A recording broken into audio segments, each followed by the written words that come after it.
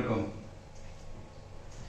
நான் பற்றி பேசினேன். அது சந்திரனை விட்டேன். குளிரூட்டும் சந்திரன் நான், சுடும் சூரியன் நான், குளிரூட்டும் சந்திரன் நான், ஆங்காரத்தில் செவ்வாய் நான், அற்புத கணக்கிடுதலில் புதன் நான், சிறந்த வழிகாட்டியாகிய குரு நான், அழகில் சுக்கிரன் நான், அனைத்தையும் மாட்டி பார்க்கும் சனி நான், ஆணவத்தில் ராகு நான், அறிவில் கேது நான். இப்படி சிம்பிளா சொல்லிக்கலாம். இது எல்லாத்தையும் எப்படி பிடிக்கிறீங்க? எந்த புத்தகத்தில் பிடிக்கிறீங்க? ஞானின்னு சொல்லிக்கிறவங்களாம் கேட்டுக்கிறாங்க. எங்க புஸ்தக படிப்புன்றது இன்னாங்க முதல்ல. நான் எழுதி வச்சா நீங்க படிச்சுட்டு அவர் ஒரு புக் எழுதுகிறாருப்பா, அதை தான்ப்பா அவர் சொன்னாரு. ஒரு மீட்டிங் நடந்தது, 2ஆம் மாதம் 3ஆம் மாதமும் நடக்குது. அப்புறம் ஒரு 5-6 மாதம் கழிச்சு திரும்பி மீட்டிங் நடக்குது. 2ஆம் மாதம் போல் பேசுகிற ஒருத்தர் வாங்கி 6 மாதம் கழிச்சு பேசுகிறார்.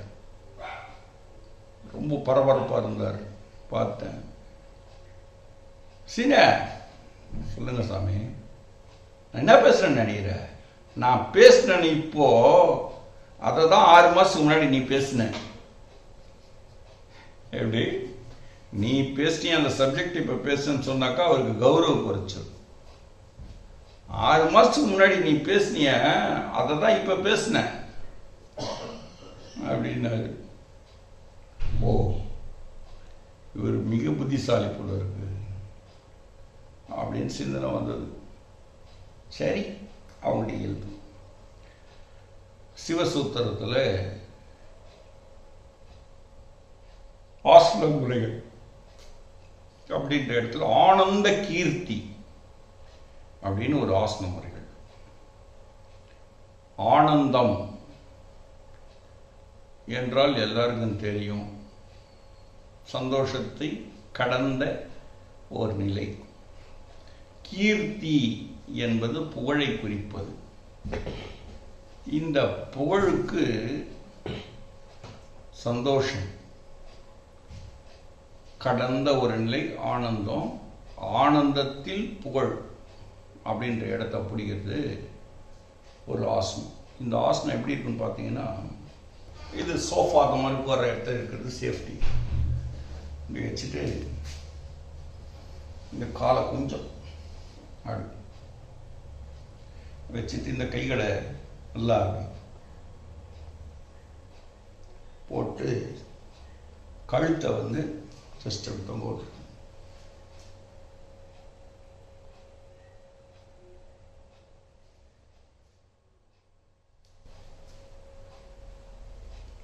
நல்ல உறங்கியும் உறங்காமலும் இருக்கக்கூடிய ஒரு நிலையை இந்த பயிற்சியில் நீங்கள் பிடிக்கலாம். கழுத்தாடி போட்டு கை மேலே வச்சுட்டு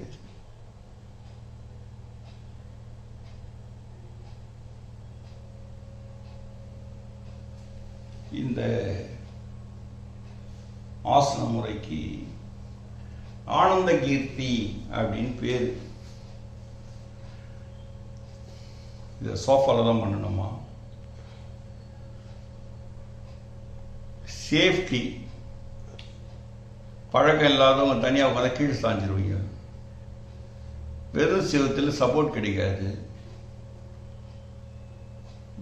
பாய் போட்டால் குத்தம், தனியாக அப்படி உட்காரதும் கஷ்டமாக இருக்கும். அதனால் இந்த மாதிரி சோஃபா இருக்கவங்க, இல்லை இந்த மாதிரி ஒரு சாதனங்கள் இருக்கவங்க இந்த பயிற்சியை பண்ணலாம். இதெல்லாம் பணக்காரங்க பண்ணுறது. உலகத்தில் பணக்காரன் ஏழை யார் சொன்னது? ஒரு இட்டார் பணக்காரன், இடாதார் ஏழை. இறைக்கிற ஊற்றி சுரக்கும், இது அர்த்தம் இதுதான். கொடுக்க கொடுக்க கொடுக்க கொடுக்கல கல்வி பெறும். அள்ள குறையாத செல்வம் அது. மற்றெல்லாம் செல்வோம் செல்வோம் செல்வோன்னு போயினே இருக்கும். இது மட்டும்தான் நிரந்தரமாக தங்கி செல்வம்னு வாழும். மற்றெல்லாம் செல்வோம். இது செல்வம். செல்வத்துக்கும் செல்வோம்ன்றதுக்கு வித்தியாசம் இதுதான்.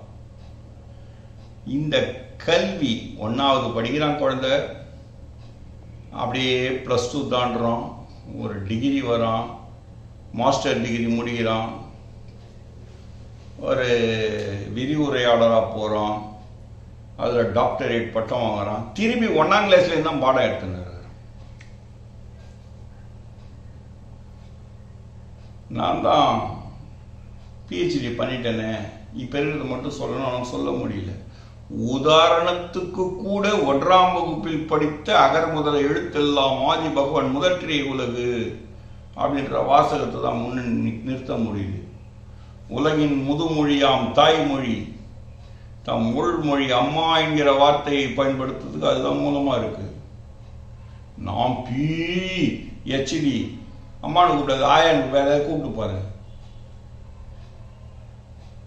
ஆதி மொழி எதுன்னா அம்மா. அங்கேதான் திரும்பி அவன் வாழ்க்கை ஆரம்பிக்கும்.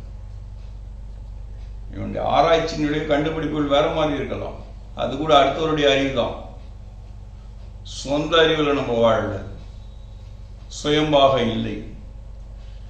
இது எல்லாத்தையும் எடுத்து கொடுக்கிற இடத்துல ஆனந்த கீர்த்தி இருக்கு. சந்தோஷம் கடந்த நிலையில் நம்மை நாம் லயித்து கொள்ளும் போது புகழ் என்பது தேடி வரும். ஆனந்த கீர்த்தி சும்மா ஜஸ்ட் இது பணக்காரங்க போட்டுன்னு உட்காருவாங்க, சேட்டு பசங்க உட்காருவாங்க, இதெல்லாம் நம்முடைய கற்பனை.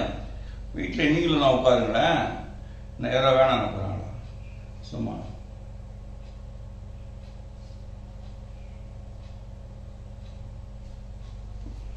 எப்படி இருக்கு பாருங்க, பதில் சொல்லுங்க.